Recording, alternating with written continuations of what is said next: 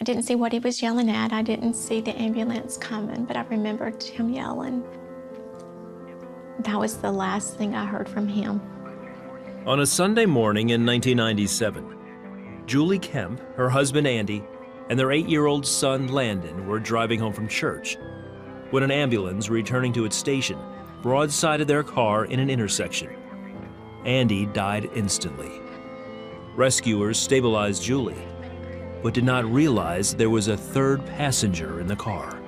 They couldn't see his body because of the damage that was done to the driver's side of the car, and Landon was sitting behind his dad. And when they saw Landon's shoe, it took a deeper search for his body. When they pulled Landon out from the back of the car, he was not breathing, and they all started working on him right away to bring him back. Landon was resuscitated and life-flighted to Carolina's Medical Center. He died 2 more times that day, and both times he was brought back to life. Doctors didn't give Julie much hope for his survival. They told me that if he lived, which did not look good, but that if he lived, that he would be like an 8-year-old baby, that he would not know how to walk or talk or to eat. I was so desperate that that was okay. I would take that just to have him. He was all that I had. At her husband's funeral, Julie remembers feeling abandoned by God. I was very disappointed, heartbroken. And while I'm sitting at the funeral, I'm fussing at God. I don't understand why this happened. I don't understand why he didn't send angels to protect us.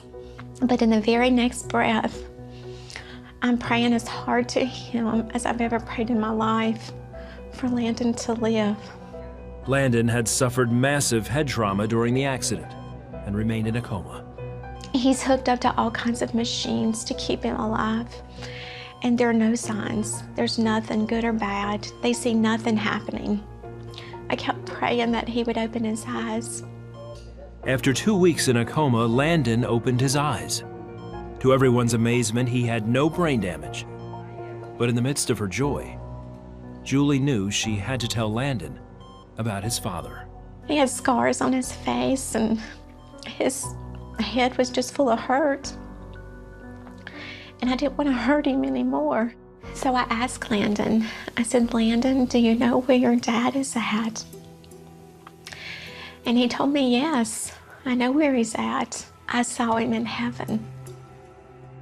Landon is now grown, but still clearly remembers his amazing experiences in heaven. I remember being able to see my dad and his friend Olin Palmer, who had passed away less than a month before he did, also in a car accident, and Olin's son Neil Palmer, who had died on a 4-wheeler years before. Never one of us said a word to each other, but we were just all standing there. He looked over to me and says, oh, Mom, by the way, I forgot to tell you, I saw your other 2 kids. And I just looked at him because I wasn't sure what he was talking about, but I had 2 miscarriages before Landon was born. We had never shared that with Landon. He did not know that we had lost 2 children before him.